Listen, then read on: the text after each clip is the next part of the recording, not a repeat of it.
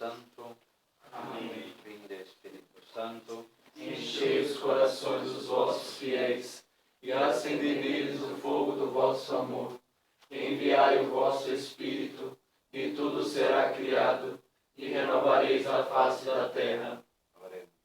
Ó Deus, que instruíste os corações dos vossos fiéis com a luz do Espírito Santo, fazei que apreciemos retamente todas as coisas, segundo o mesmo Espírito, e gozemos sempre da sua consolação. Por Cristo, Senhor nosso. Nossa Senhora de Pentecostes, Rogai por nós que recorremos a vós. São José, nosso Pai e protetor. Rogai por nós. Do Pai, do Filho e do Espírito Santo. Então, continuando a teologia da vida consagrada do Padre Lourenço XV.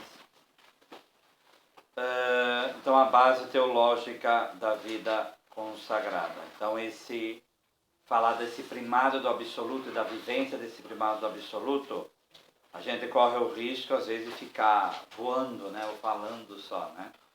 Então, quando a gente fala de base teológica, tem que ter essa base que vai levar essa vivência desse absoluto na nossa vida, né? E, então, vai passar pela missão profética na igreja, a vida em comunidade, profissão pública da consagração religiosa. Então, o amor radical a Deus e ao próximo exigiam também uma consagração radical de sua vida a Deus e ao serviço da humanidade. Então, essa consagração significa que em tudo somos e devemos ser pertence a Deus. É esse doar-se plenamente a Deus. Só que, qual que é o problema? O problema é que nós, muitas vezes, no nosso egoísmo, a gente se fecha a isso. Porque se fosse fácil, se fosse tranquilo, não, mas nós somos afetados pelo pecado, o egoísmo está em nós. Tá? Então, como Romanos 12:1, esse oferecei vossos corpos como um culto santo e agradável a Deus, não é fácil. Então nós precisamos da graça de Deus para isso. Mas também precisamos trabalhar a nossa humanidade para que isso aconteça. É o velho adágio, né? A graça pressupõe a natureza. E na vida religiosa isso não é diferente. A graça pressupõe a natureza.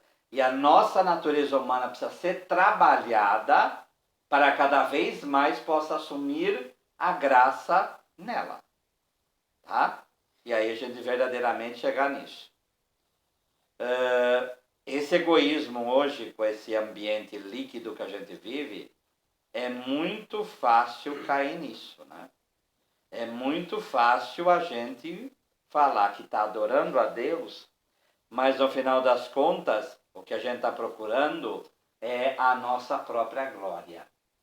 Tá? E, em grego tem a doxa e tem a kalhomai, que uma é a glória de Deus, a outra é o gloriar-se. Né? Então é muito fácil hoje, conforme o Evangelho de hoje da quarta-feira de cinza, de cair nesse gloriar-se. Só, mas qual o perigo? O perigo maior é esse? Não, o perigo tem um perigo pior ainda. A gente colocar esse gloriar-se como se fosse vontade de Deus. Porque o ídolo é sempre a gente. Então você pode ter vários ídolos, tá? Mas no final o que você quer é que os outros te adorem. O que a gente quer é ser fonte de vida para o outro. Somos fonte de vida na medida que somos canais da graça de Deus. Mas não é isso que a pessoa pensa no seu egoísmo. Ela quer ser Deus. Ela quer ser fonte de vida para as outras pessoas. E aí vem o protagonismo sacerdotal. Aquela pessoa que quer aparecer mais do que o próprio Jesus. E hoje isso daí vira uma doença muito poderosa, né? Nesse processo, a própria igreja consagra certas coisas para Deus, por exemplo, o altar, consagrando, né? A dedicação do altar, a dedicação da igreja, Agora aquilo pertence a Deus. O que acontece quando é algo dedicado? Ele está na visão terrestre, só que ele agora é só referenciado a Deus. Então você não pode usar o altar, por exemplo, para fazer uma refeição. Mesmo o altar sendo mesa e sendo altar, você não pode mais usar ele como uma refeição qualquer. Porque aquilo, ele se torna ponte para o divino. Agora, aquilo pertence a Deus, apesar de estar aqui também no nosso meio. É material humano, é material terrestre, é material desse universo. Porém, aquilo se torna canal para Deus. Tá? Torna-se instrumento para chegar até Deus. Mas essa consagração também é para pessoas. Então, a pessoa consagrada pode, agora pertence a Deus totalmente, é dedicada somente para o culto e para a adoração de Deus. Agora, o seu ser é um ser consagrado, que vive somente para Deus. Então, isso daí é o que está lá no início de qualquer vocação para a vida consagrada. Não só a vida religiosa também, mas se é anacoreta, se é igreja consagrada, se é de comunidade de vida, se é de comunidade de aliança, seja o que for. Ser de Deus.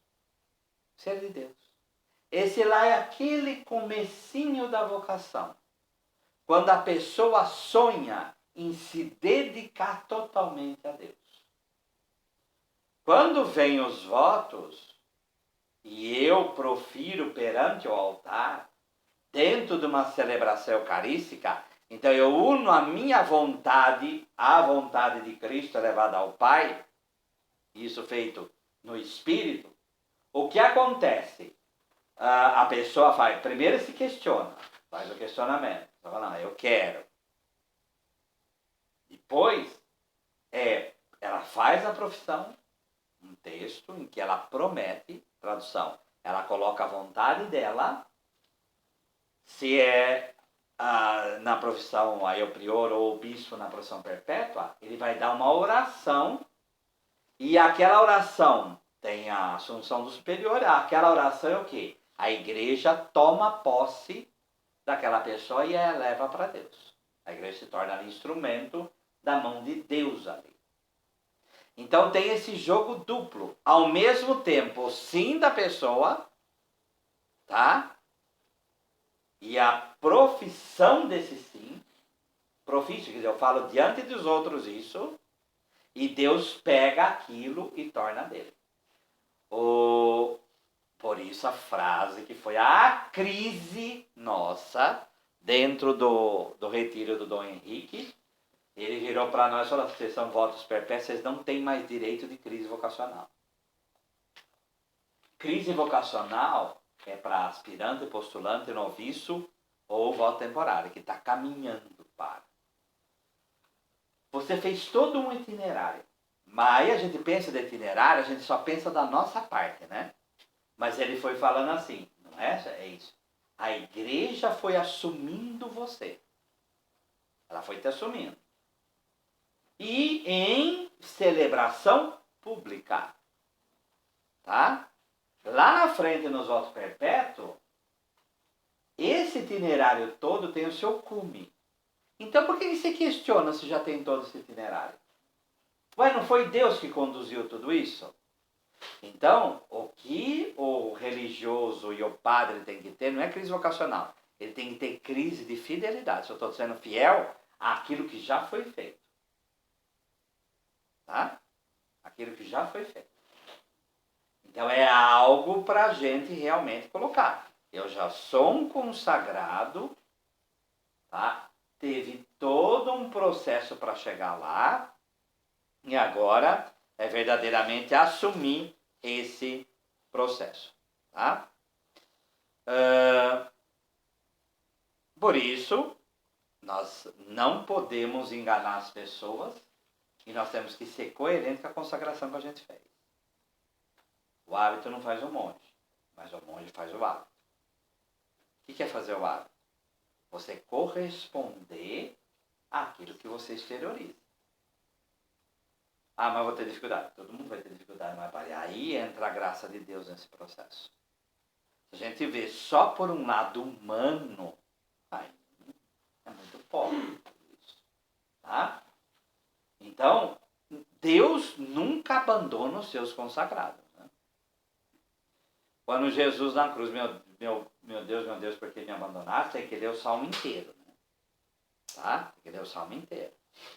E o salmo vai falar da vitória daquele que foi abandonado. E foi exatamente isso que acontece com Jesus. Então, no final das contas, Deus nunca abandona os seus consagrados. Ele sempre vai conduzi-los. Tá? A gente oferece esse sacrifício para Deus. Sacre aí é sagrado, quer dizer, é um fazer sagrado, é um doar sagrado. É verdadeiramente você se doa para Deus para se unir a Ele. Para se unir a Ele. Tá? Tem gente que exagera dos dois pontos. Né? Uns, eu sou consagrado para Deus, só que é privilégio. Né? É errado isso. Tá? Então, é o mesmo itinerário de Jesus indo para a cruz, é o mesmo itinerário de cada consagrado. Tá? Então, nós somos consagrados, nós sabemos que Deus está no nosso lado, e nós, aí vem o nosso lado, nós queremos cooperar com a obra de Deus. Agora tem o outro lado também. Às vezes a gente tem aquela visão meio pobre, não no sentido bom da palavra, no sentido ruim. Foi uma oração lá que eu fiz, pronto, acabou. É como uma criatura tira o anel, é só isso, acabou. Você viu até agora desse jeito, realmente a gente entende porque você está saindo. Né? Tá? Quer dizer, gente, é por isso que eu repito, é na frente do altar. A gente se preocupa com o pai, com a mãe, com a avó, com o bispo, com o superior, com os irmãos, com todo mundo. Mas em primeiro lugar, a tua doação é para Deus. É para Deus. Então, nem idolatria, nem se achar que você é Deus porque você é consagrado. Estamos no segmento de Jesus indo para a cruz. Mas nem também desprezar isso. Tá? Teresa, quando ela vai falar do hábito, por exemplo, ela vai falar o que para as irmãs? Minhas irmãs, nós que recebemos de nossa mãe esse hábito que hoje cingimos. Então, a mente era o quê? Que Deus deu o hábito para nós.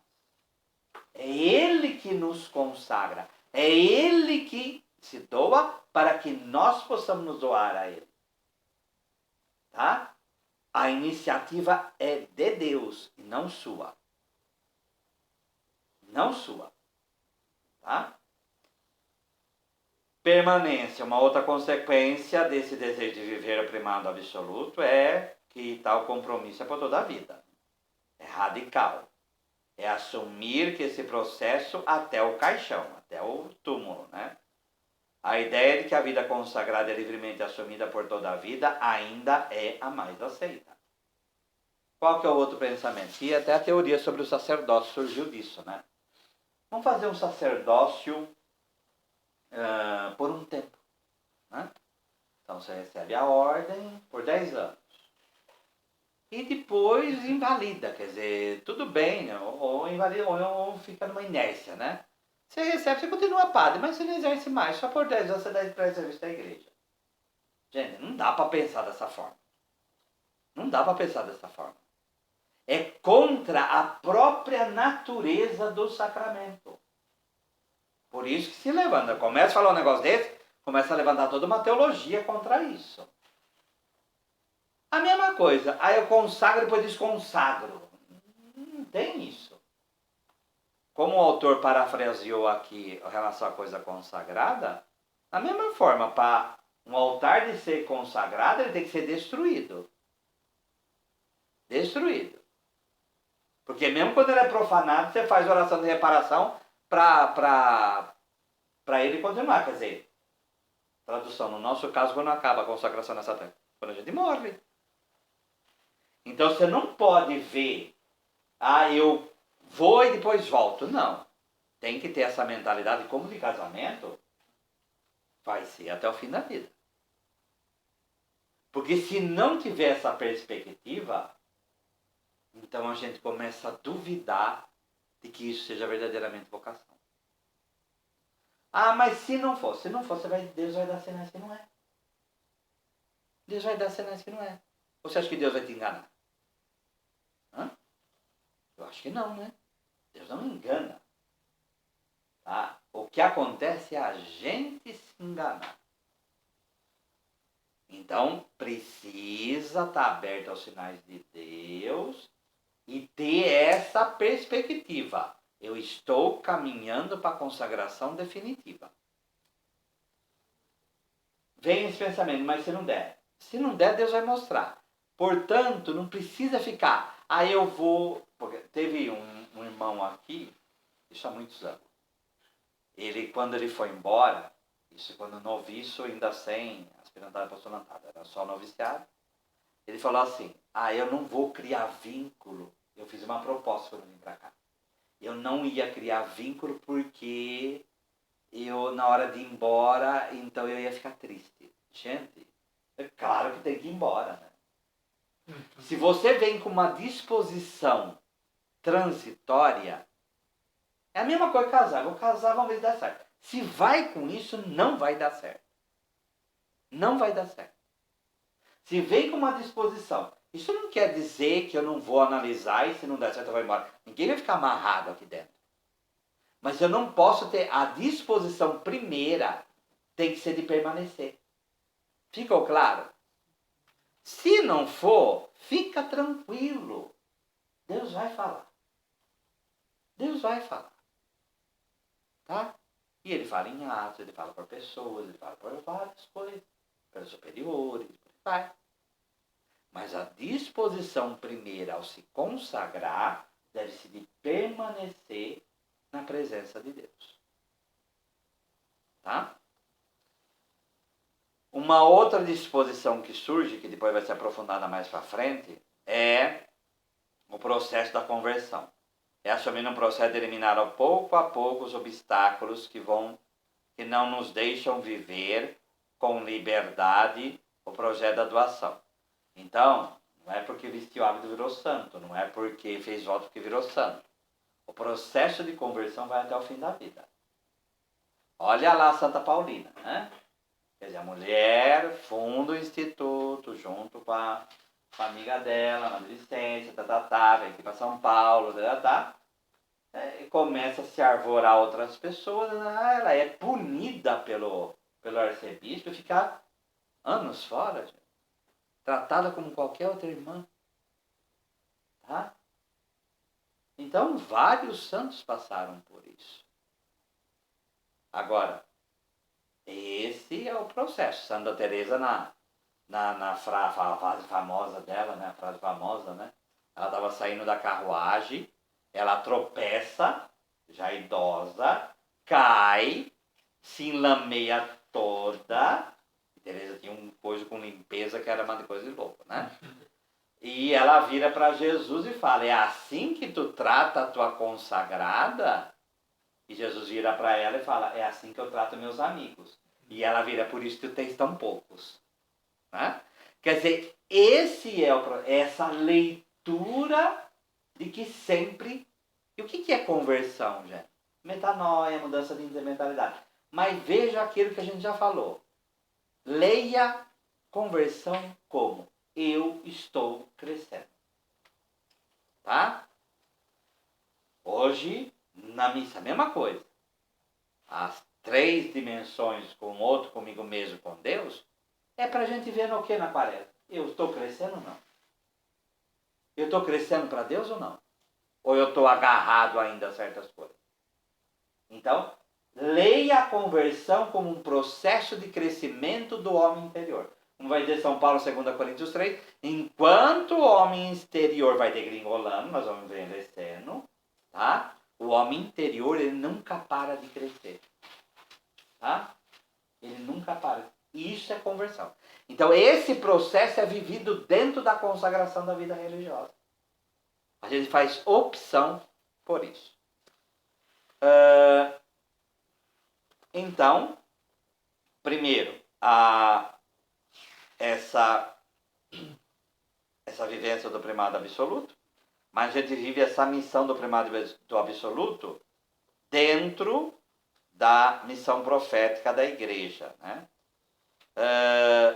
Então nós somos profetas do reino, o religioso cumpre o dever profético de memória da igreja e consciência da igreja, de chamar. Então, profeta, aquilo que a gente já ouviu.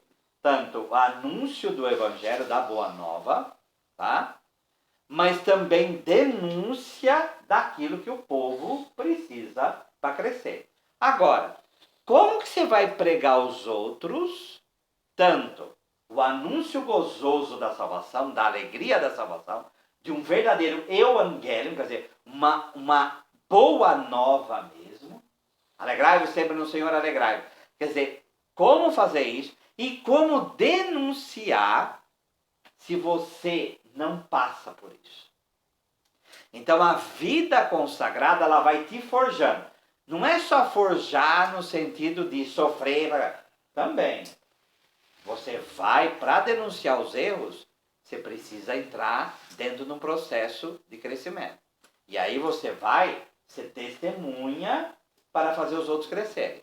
Mas também, se a gente não experimenta a alegria dentro de família religiosa, aí vai ficar como o Papa Francisco, vida religiosa não é um monte de solteirões e solteironas vivendo juntos. Tá? Com aquela cara amargurada, é só na tristeza e na dor. Então, a alegria também deve ser experimentada. Para tudo se transformar em profecia.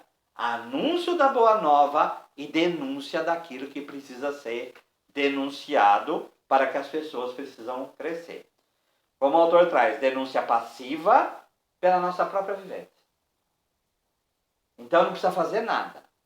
Pela tua própria vivência, as pessoas veem, olha, eu não estou vivendo bem o evangelho. Tá? Eu não estou vivendo bem o evangelho. Uma vivência alegre e, claro, renunciando a toda idolatria dos deuses falsos do mundo. Por isso não dá como que você vai anunciar aos outros, ou essa denúncia, se a tua vida é uma vida apegada a pessoas. Então lá o padre religioso se fecha numa família, se fecha numa pastoral, se fecha com certas pessoas, é apegado aqui, apegado ali. Aí não dá, né? Só fica falando em dinheiro. Também não dá, né? Ou só faz aquilo que quer. Como você vai denunciar? A tua fala no ambão vai ser uma hipocrisia. Porque as pessoas vão falar o quê? O que você está pregando? Ah, isso quer dizer que precisa ser santo? Não. Você precisa estar a caminho. Você precisa estar a caminho.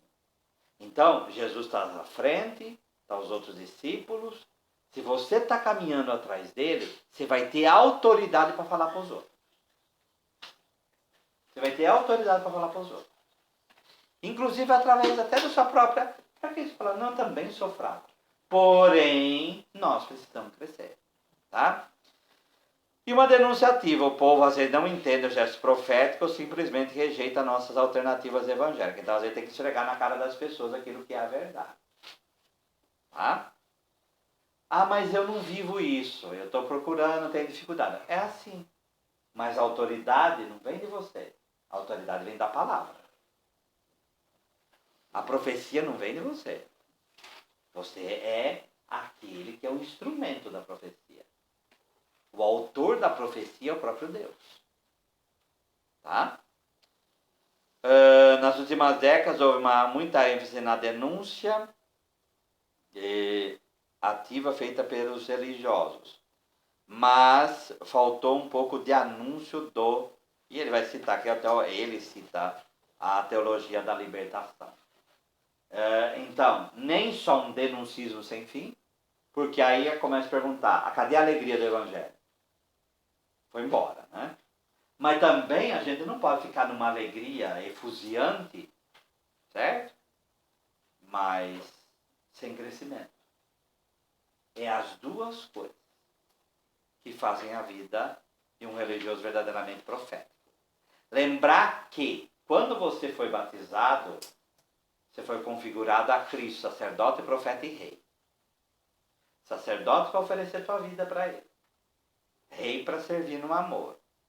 E profeta.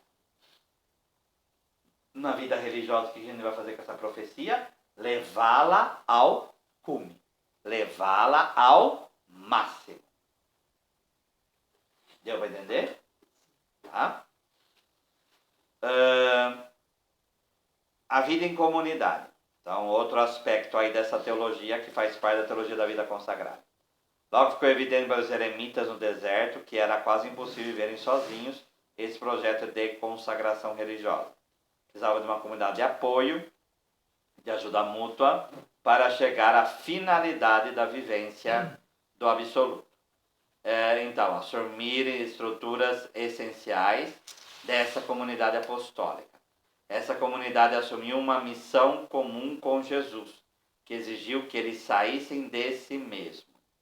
Então vamos lá, a vida comunitária religiosa ou melhor, quer ser uma realização histórica da comunhão trinitária, vivida da fraternidade livre e a serviço do homem e do mundo. Deus é comunidade, né? Então Deus é Pai, Filho e Espírito Santo. Se Deus é amor, ele é verdadeiramente comunidade, ele deve ser vivido dessa forma na nossa vida e na nossa história. Tá? Por isso não pode ter projetos individuais. Você tem que ter projetos pessoais. Qual que é a diferença? Individual é você só. Pessoal quer dizer o quê? O meu projeto, o meu sonho, ele vai envolver a comunidade como um todo. Tá? Aí sim, eu posso dizer que eu estou vivendo o Evangelho. Aí sim eu posso dizer que eu estou vivendo o Evangelho e vivendo a comunhão trinitária aqui. Quem não ama não é consagrado. A coisa é clara, né, gente? Aí eu sou consagrado, eu louvo a Deus, eu bendigo, eu zoado. Mas se tudo isso não tiver serviço do amor, nós não somos consagrados. Simplesmente isso. É tudo fajuto o que vivemos. Tá? O que constitui uma comunidade religiosa é a condição de querer ser, de querer caminhar, de construir fraternidade. Uma fraternidade que exige muita doação. Nós queremos a perfeição. Agora, cuidado para não cair no perfeccionismo. Né? A perfeição é, como Mateus 5,45, é amar os inimigos.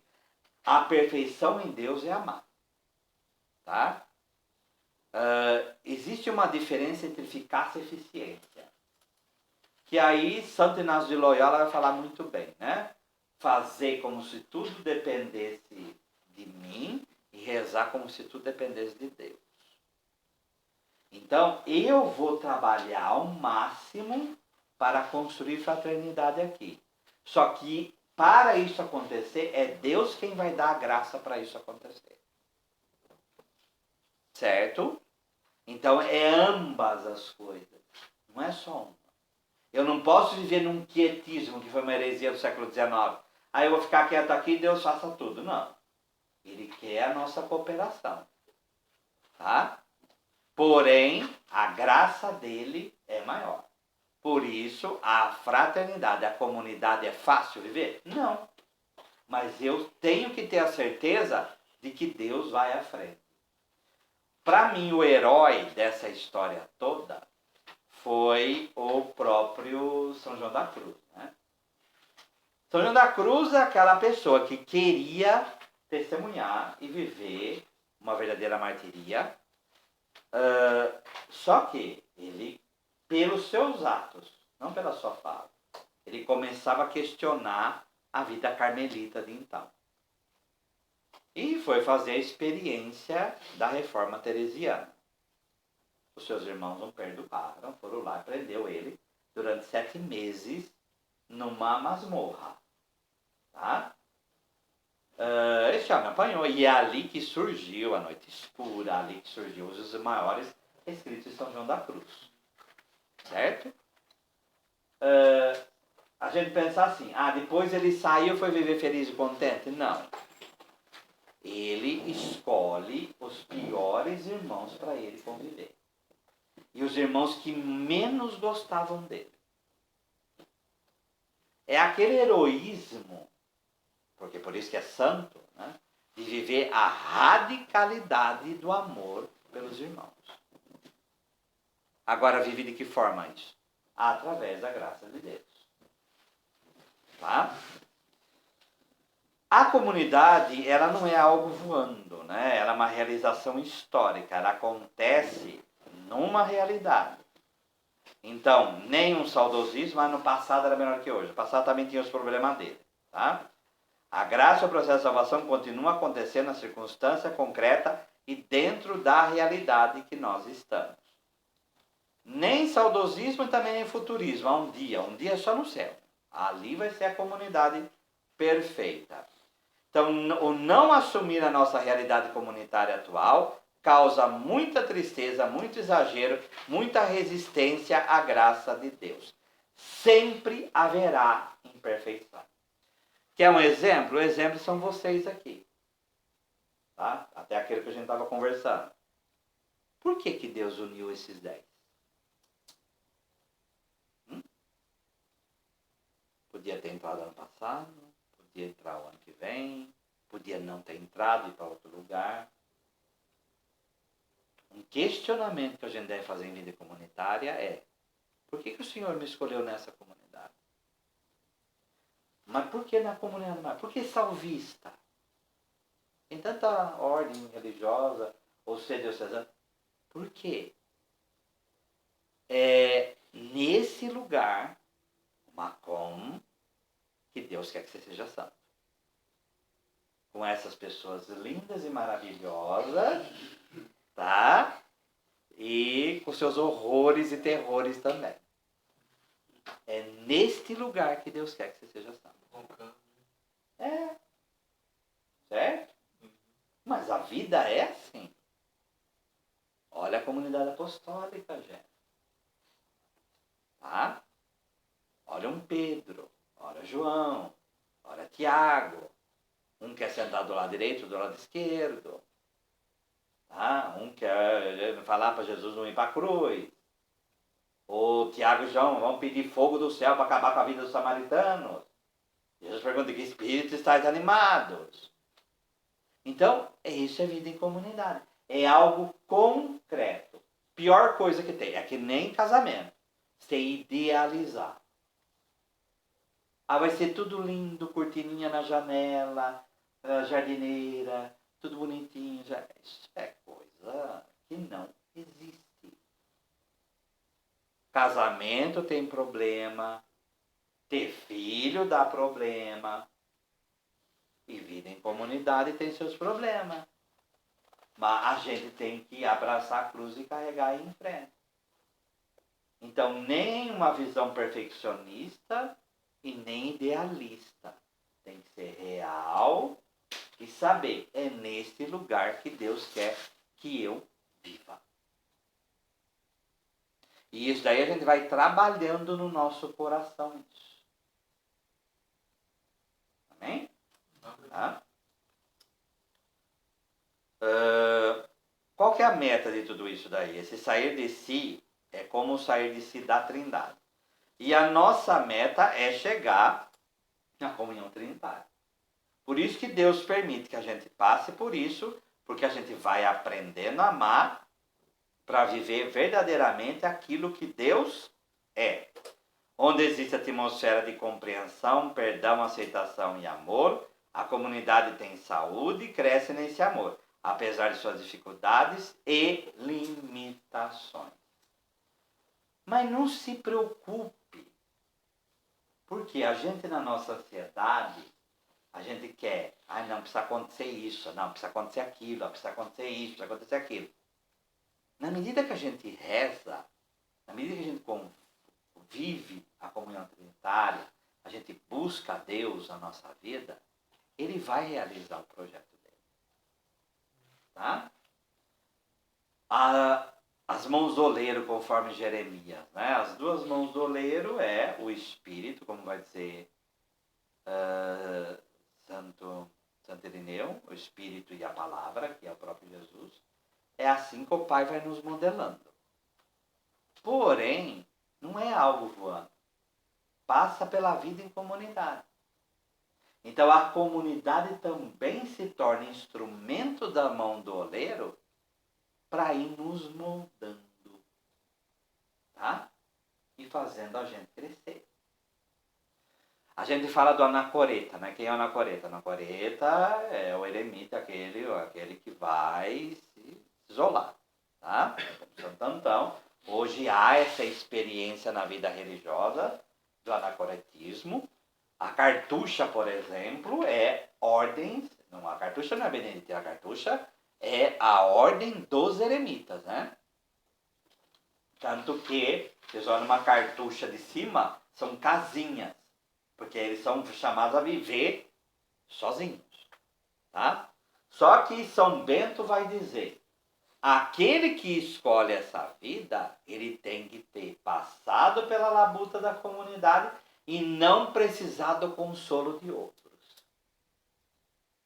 Então a vida em comunidade é feita para fazer a gente crescer. Para chegar nessa maturidade. Não quer dizer que a gente vai ser anacoreta, quer dizer que a gente vai caminhar para uma maturidade de vida. Tá? Vida em fraternidade livre. Essa colocação significa que nenhum de nós somos escolhemos com quem vamos conviver na busca do primado absoluto. É Deus quem escolheu, né? Tá? Uma vez que estamos em nova comunidade com pessoas concretas, ninguém pode forçar a fraternidade. Ela acontece naturalmente. É um ato profundo de fé acreditar que Deus colocou essas pessoas em minha vida para me ajudar a chegar à maior fidelidade em minha consagração. Ai, como isso é difícil. A Shalom ela tem uma frase que vira e mexe assim. Deus nos ama e quer fazer-nos crescer, mas Ele escolheu cada mediação. Sabe?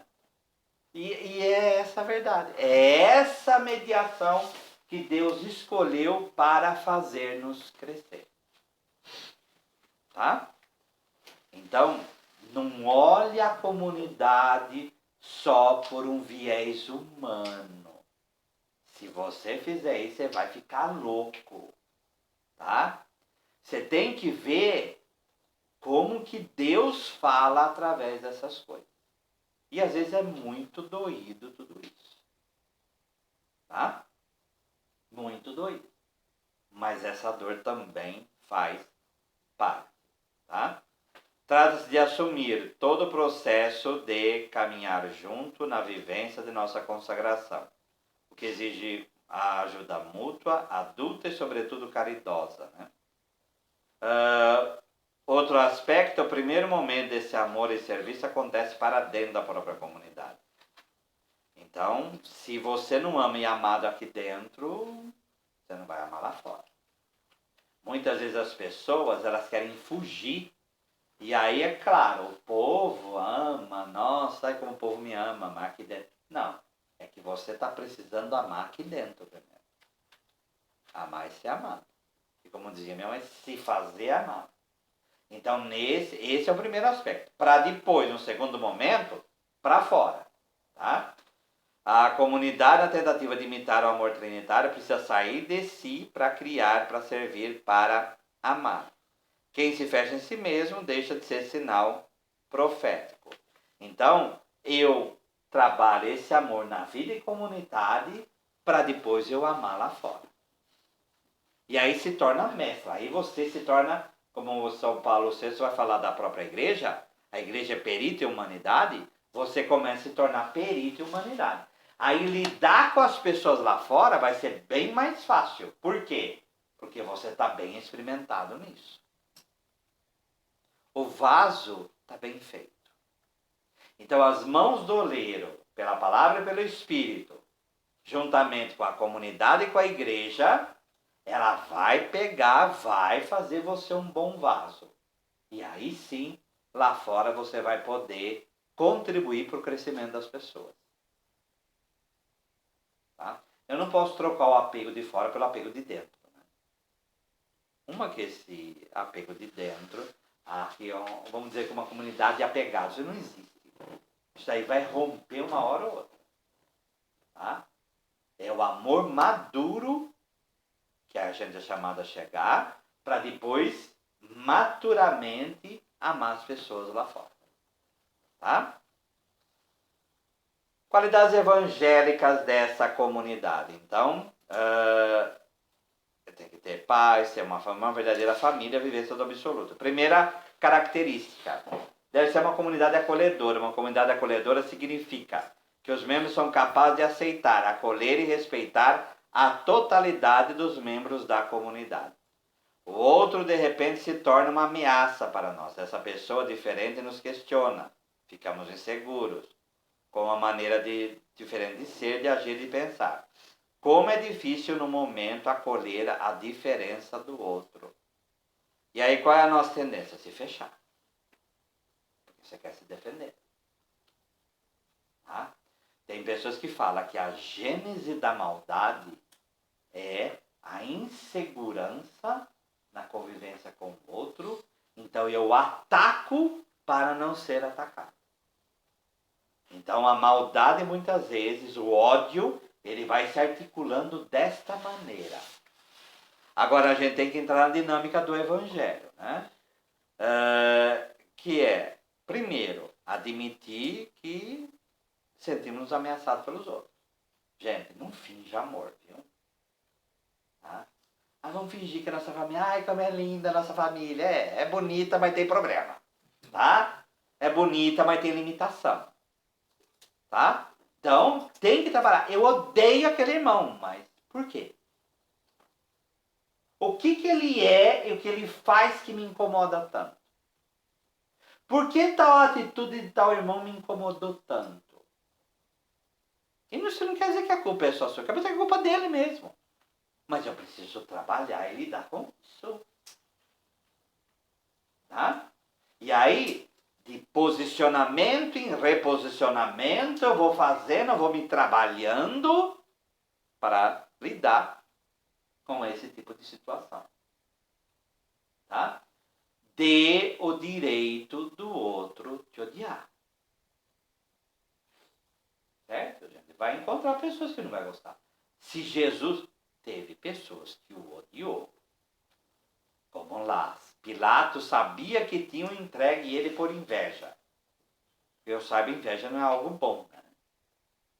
Tá?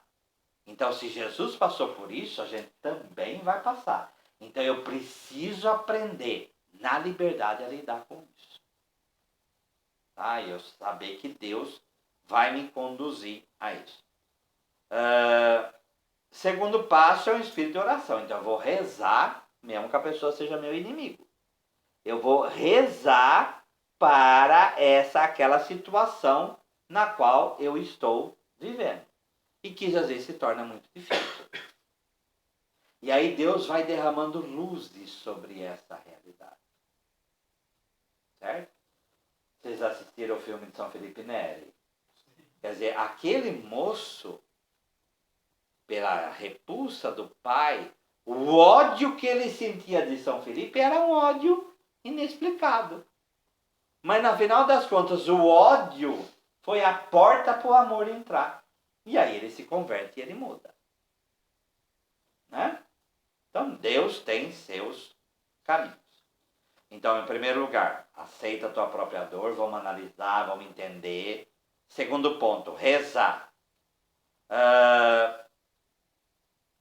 Apreciar realmente que há algo diferente de nós mesmos. Exige uma grande pobreza para perceber que precisamos de libertação. Tá? Então, só o Espírito Santo para nos ajudar nisso. Nesse processo de lidar com essa diferença toda. Tá? Não adianta ter pressa. É um processo. Tá? Por isso que Teresa vai falar a paciência tudo alcança. Outra característica dessa comunidade é que é uma comunidade perdoante. as realidades vão causando tensões, né? E aí um jogo no momento de paz, de vivência gostosa em comunidade, um momento de profunda desilusão. Então, 2 caminhos. Primeiro, o fechamento, diante do meu irmão fraco. É uma opção de viver o inferno do não perdão e deixa a pessoa azeda e desagradável, não só para si, mas para a comunidade. Tal pessoa só espera a chance de dirigir o assunto para aquela que causou. É aqueles recadinhos, vem a flechadinha, vem o cutucão. Isso não leva a lugar nenhum. Não leva a lugar nenhum. Outro caminho é a opção pelo perdão. Né? Então, perdão é nossa meta comunitária. Em Renoito vai falar que a comunidade dos fracos, somos comunidade dos fracos, e temos que aceitar que nós somos comunidade dos fracos, e por sermos comunidade dos fracos, nós temos que exercer o perdão. E o perdão, como eu vou dizer no livro, quer dizer, entender o que aconteceu. O primeiro erro nosso acontece alguma coisa, eu já sei plenamente o que aconteceu. A gente tem que ser muito humilde e falar. Começa a analisar, começa a ouvir, começa a ver que você vai ver outras dimensões daquilo que está acontecendo. Veja a história da pessoa. Tá? Tem ferida, tem limitação, isso tudo para a gente trabalhar dentro de si. Tá? Terceiro ponto, aquele que não entende, entrega para Deus. Entrega na justiça de Deus. Para chegar no perdão, o que é perdão? Perdonar. Eu cubro com o meu doar, com o meu amor, aquilo que foi feito. Então eu transformo aquilo que era dor, ódio, eu transformo em misericórdia. Mas tem que fazer esse processo todo, viu? Não adianta cobrir só fingindo. Aí não adianta. Tá? Uma comunidade de conversão, né? A comunidade precisa de meios para poder honestamente viver essa conversão. Meios como vida de oração, momentos fortes de silêncio, momentos de revisão de vida, momentos de leitura, de estudo, momentos de confronto diante das pessoas, das nossas constituições como regra de vida. Essa conversão inclui um processo de eliminar as existências para que vivamos mais profeticamente o primado absoluto. Toda essa estrutura de vida comunitária é para possibilitar esse processo da nossa imersão e de crescimento maior em Deus. Tá? Pior coisa que tem, ficar remoendo o tempo todo. Agora, o contrário também. Tem pessoas que sofrem, elas têm problemas grandes no relacionamento comunitário. 2 minutos depois, ela age como se nada tivesse acontecido. Isso também é doentio. Tá? Toda essa estrutura é para a gente trabalhar essas coisas dentro de si. Tá? Então eu tenho que rezar essas coisas, tenho que pensar essas coisas. Eu tenho que ouvir o que Deus está dizendo na minha vida com relação a tudo isso. Porque senão a gente se fecha e morre. E morre. Tá? Então, vamos pensar, você está no começo, né? Aí vem aquela coisa da direção espiritual. O Frei Maria Eugênio do Menino Jesus, é beato, que escreveu Não Eu Quero Ver a Deus, ele tem um capítulo sobre direção espiritual que foi algo para mim extremamente libertador. Tá? Ele fala assim, pode ter momentos na vida que você não tenha direção espiritual e não consiga ter. E ele dá o exemplo de Santa Teresinha. Não sei se vocês sabem, mas Santa Teresinha do Menino Jesus não teve diretor espiritual. Tá? Mas o que acontece? A estrutura da vida religiosa, ela vai te ajudando a crescer. Tá? Então, ela vai suprindo muitas falhas que tem aqui ou ali. O que Deus pede de nós? Que a gente se abra. O mestre de noviço São João da Cruz era uma pessoa extremamente imatura. E ele sofreu horrores na mão daquele homem. Mas saiu um santo. Por quê? Ele soube trabalhar aquela situação toda em Deus. Então você vai ter momento de oração, você tem momento de leitura, de lexia divina, tem momento de instrução, de aprendizado, de conversa, de partilha. Tudo isso é para a gente ir trabalhando essas coisas. E aí, de um limão a gente faz uma limonada, como diz o povo. Né? Tá? Então, aproveita a estrutura que Deus te dá para que você cresça como pessoa, como cristão. Certo? Tá?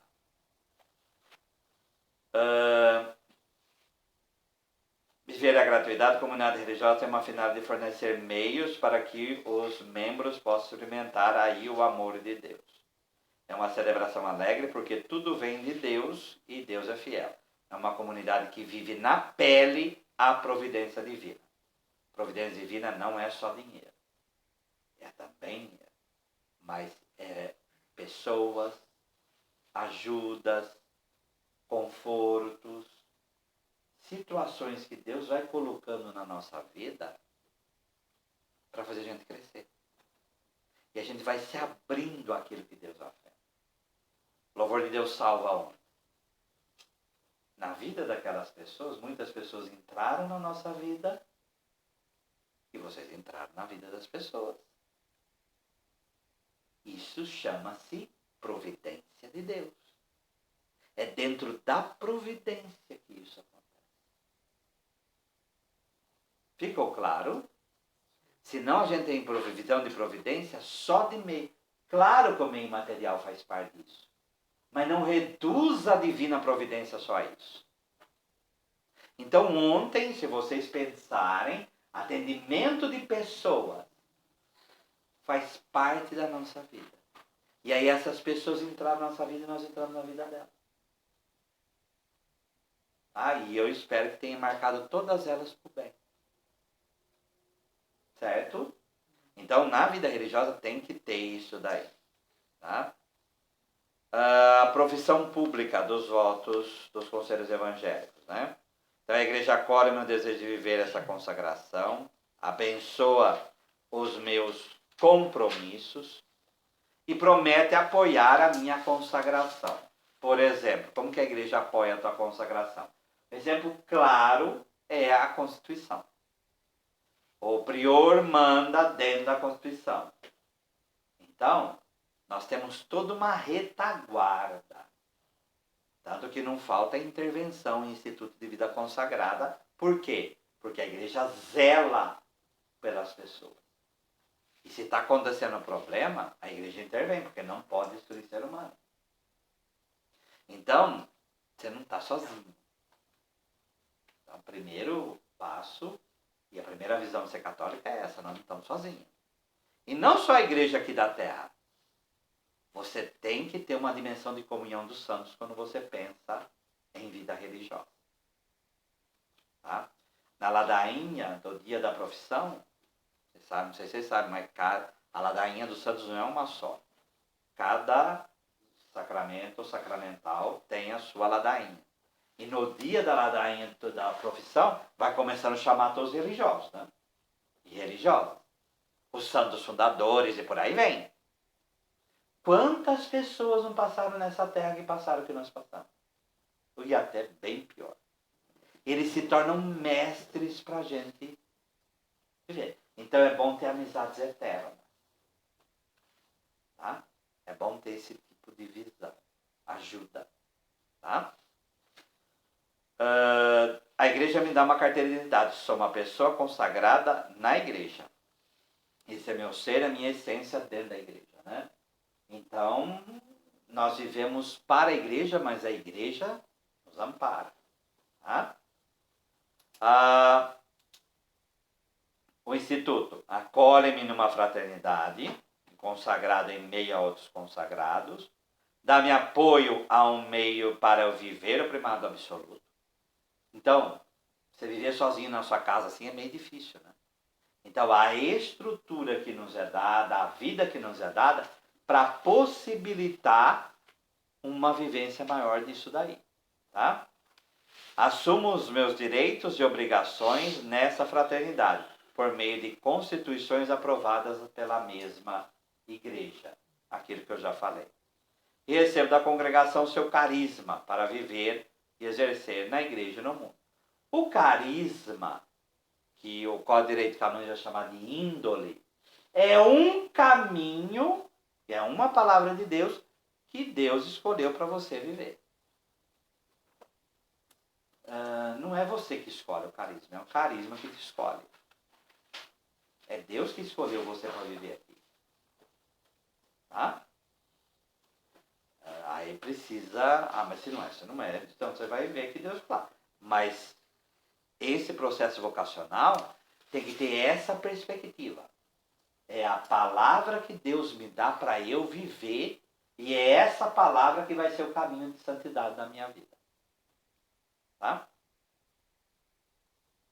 Essa profissão pública em que eu sou assumido e me dou, tá? É feita publicamente, para que todos vejam em você, dê testemunho disso para os outros. Tá? Então a base dessa teologia é essa vivência profética dentro de uma estrutura eclesial para viver a comunhão trinitária.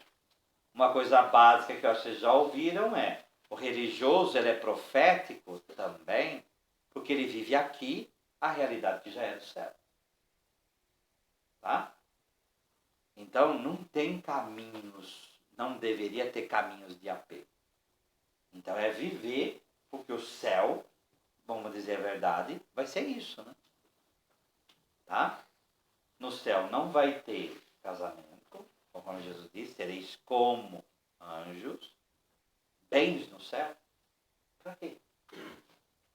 Tá? E viver para si mesmo? Vai viver totalmente para Deus. Então, essa estrutura, essa vida religiosa toda, já é anúncio do reino que virá. Alguma pergunta? Ficou alguma lacuna? O senhor, quando falava de amor dentro, e o amor fora também, seria um ponto de equilíbrio para um amor carente dentro e fora? Como assim? Um amor? Um amor carente, um amor carente dentro das carências, né? Dentro da comunidade, que se possa encontrar ou até mesmo fora.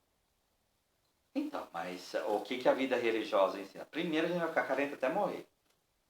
Mas a vida religiosa, ela tem duas características aí. Primeiro, ela vai suprindo essas carências. Mas, vai ser tudo suprido? Nunca. Mas o que a gente aprende? A lidar com as próprias carências. E a lidar. Tem uma frase que fala, o que é vida religiosa? É encontro de solidões. Tá? Eu encontro com a solidão do outro e a solidão do outro se encontra com a minha. E aí, muita coisa vai me dar alegria, mas muita coisa vai me ensinar a sofrer com espinho na carne. Então essas duas dimensões vão acontecer. Certo? E aí, lá fora, aí você vai tocar numa dor de um monte de gente, e aí você vai poder realmente falar isso. Tá?